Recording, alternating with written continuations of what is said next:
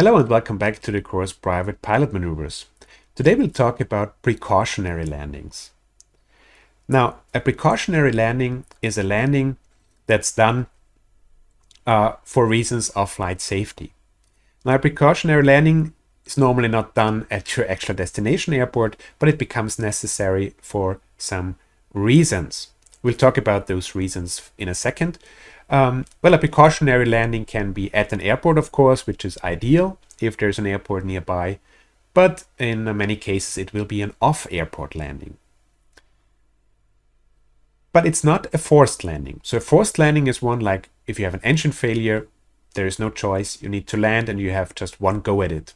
With a precautionary landing, this is not the case, you have more time. Now the reasons for that could be that the weather is deteriorating. So the weather is really bad, you have no way to turn back or nowhere to turn to actually, so it's the safest course of action to find a field just at your present position or in the general area and land there. Another reason could be a fuel shortage. So you miscalculated your fuel, for example, and you're not sure if you can make it to the next airfield, then it might be safer to land in the general area you're in. And another reason would be that you have some, for example, engine trouble that's gradually increasing. For example, you have a slowly decreasing oil pressure with a slowly increasing oil temperature. Somehow you suspect that the engine may fail soon. Then that would be also a good reason for a precautionary landing. Now, what's the difference between a precautionary landing and a forced landing? I already mentioned it a few seconds ago. Now, in a precautionary landing, you have more time. Normally, the engine will be running, otherwise it would be a forced landing. So the engine is running, you have more time to set up your approach, your landing, you have more time to select a suitable field and to plan your approach. The decision might be difficult to make, of course, because it might indicate that you have actually made a mistake, for example, by flying into bad weather or by miscalculating your fuel. But in many cases, it is the best option. So if the need arises, don't hesitate to do a precautionary landing. Take the time that you need to set up an approach to a nice field. This will be much safer than, for example, flying into clouds as a VFR pilot.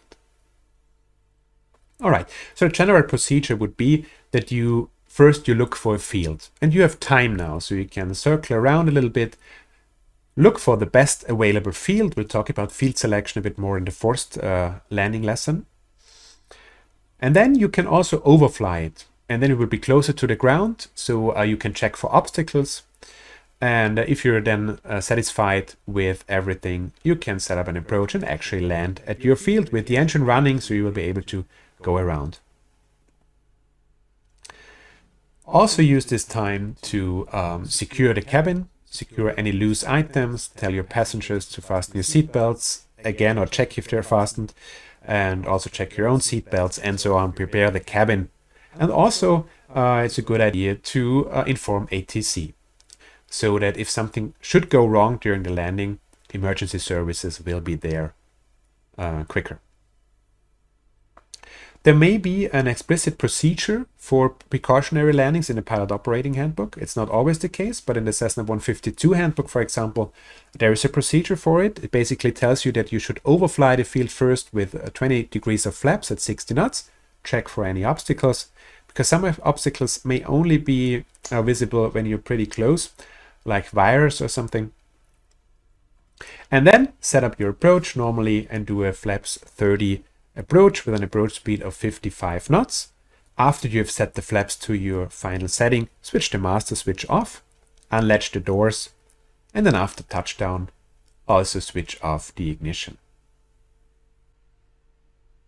All right, so this concludes the briefing about precautionary landings.